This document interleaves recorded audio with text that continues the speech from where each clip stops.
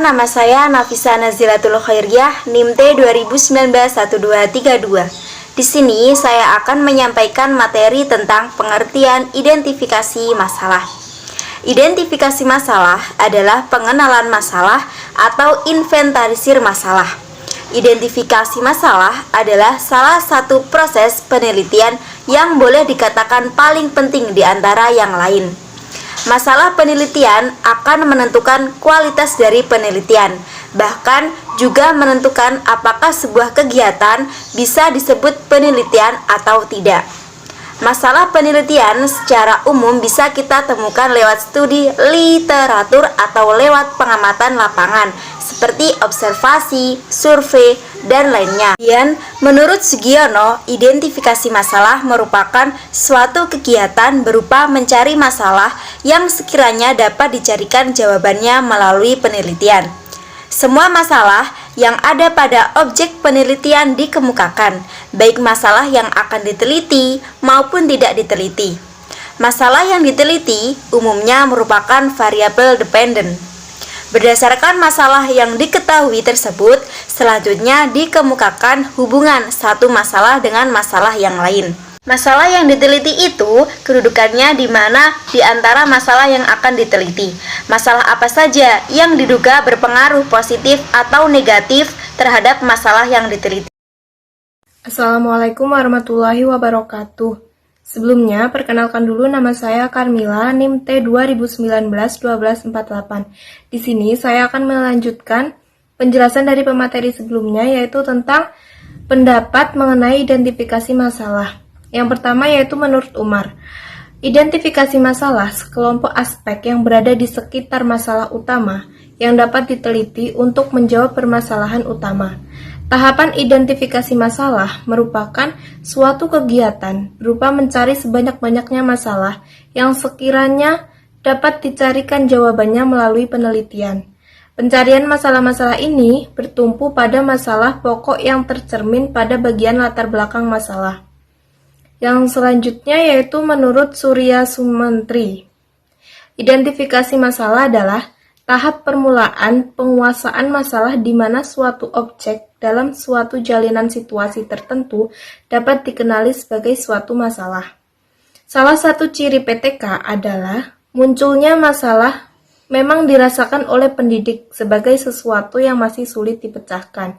Namun, pendidik menyadari bahwa ada sesuatu yang perlu diperbaiki guna memecahkan masalah tersebut, agar Anda dapat merasakan adanya masalah dan mampu mengungkap masalah tersebut. Maka Anda sebagai seorang pendidik dituntut untuk jujur pada diri sendiri dan menyadari bahwa pembelajaran yang dikelola merupakan bagian penting dari dunia Anda. Bismillahirrahmanirrahim. Perkenalkan, nama saya Muhammad Agung Harul Iman, NIM T 2019-1229. Pada kesempatan kali ini saya akan menjelaskan tentang identifikasi masalah. Dengan adanya kejujuran dan kesadaran dari seorang pendidik, maka identifikasi masalah dapat dilaksanakan. Kan tetapi seorang pendidik harus mengajukan beberapa pertanyaan kepada dirinya sendiri. Misalnya, 1. Apa yang terjadi di dalam kelas tempat saya mengajar? Kemudian yang kedua, apakah kejadian tersebut berubah menjadi masalah yang harus dipecahkan? Kemudian yang ketiga, apakah masalah tersebut berpengaruh terhadap kelas dan kinerja saya? Kemudian yang keempat, apa yang terjadi jika masalah tersebut tidak dipecahkan? Kemudian yang kelima, apa yang harus saya laksanakan terhadap permasalahan tersebut dan bagaimana solusinya? Pertanyaan-pertanyaan tersebut dapat dijawab jika seorang pendidik merenungkan atau merefleksikan dirinya sendiri ketika dia sedang berada di dalam kelas. Refleksi akan optimal dalam mencari permasalahan jika seorang pendidik mengetahui tujuan utama dari fungsi pembelajaran dan jujur terhadap dirinya sendiri.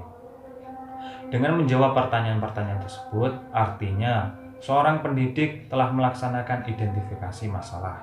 Oleh karena itu, identifikasi masalah didapat dari masalah-masalah yang ada di dalam kelas. Terima kasih. Perkenalkan, nama saya Siti Jainab, NIM T 2019-1225. Jika sudah ditemukan masalah-masalah yang ada di kelas, maka dituliskan semua. Contohnya, yang pertama, rata-rata hasil tes siswa pada tahun sebelumnya itu selalu rendah, kurang dari 5,0. Yang kedua, kemampuan berpikir rasional siswa sangat lemah. Yang ketiga, tingkat kehadiran siswa rendah. Setiap kali pertemuan, lebih dari 3 orang bolos tanpa izin. Yang keempat, siswa kurang aktif dan cenderung pasif. Setiap diberi pertanyaan, tidak satupun siswa yang berani menjawabnya. Demikian juga setiap diberi kesempatan untuk bertanya, tidak satupun siswa yang berani untuk bertanya. Yang kelima, siswa tidak dapat melihat hubungan antara topik yang satu dengan yang lainnya. Yang keenam, perhatian siswa cenderung tidak fokus.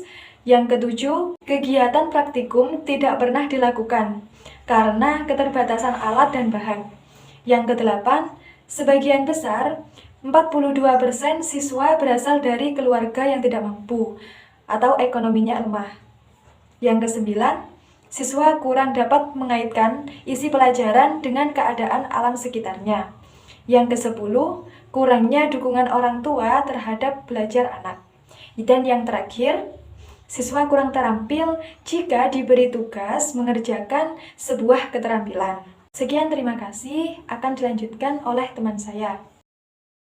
Assalamualaikum warahmatullahi wabarakatuh. Di sini saya akan menjelaskan mengenai perumusan masalah. Berikut penjelasannya.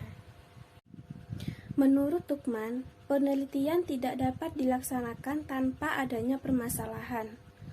Masalah penelitian selalu berkaitan dengan masalah itu sendiri, adanya peluang, keterkaitan, ketertinggalan, ketidakpastian, dan ketiadaan.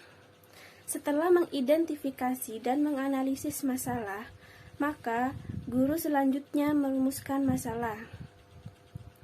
Dalam penelitian tindakan kelas, rumusan masalah merupakan panduan bagi peneliti untuk melakukan tindakan perbaikan. Perumusan masalah berisi rumusan masalah penelitian. Dalam perumusan masalah dapat dijelaskan definisi, asumsi, dan lingkup yang menjadi batasan PTK. Perumusan masalah yang lebih tajam dapat dilakukan diagnosis kemungkinan-kemungkinan penyebab yang lebih cermat, sehingga terbuka peluang untuk menemukan pertanyaan alternatif tindakan perbaikan yang diperlukan. Demikian dari saya, terima kasih. Wassalamualaikum warahmatullahi wabarakatuh.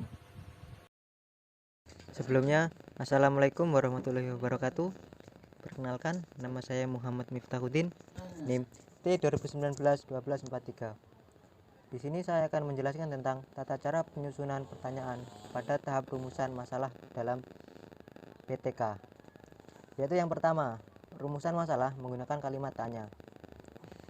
Dan yang kedua, nyatakan rumusan masalah lebih dari satu.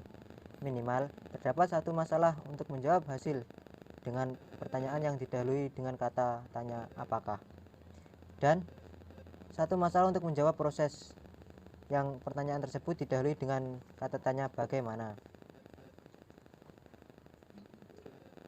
Contohnya, apakah metode pembelajaran kooperatif tipe A, B, C dapat meningkatkan kemampuan pemecahan dalam suatu mata pelajaran? Dan contoh yang bagaimana yaitu, bagaimanakah penerapan metode pembelajaran kooperatif tipe A, B, C yang dapat meningkatkan kemampuan pemecahan masalah pada sebuah mata pelajaran? Demikianlah presentasi dari saya, kurang lebihnya mohon maaf. Assalamualaikum warahmatullahi wabarakatuh.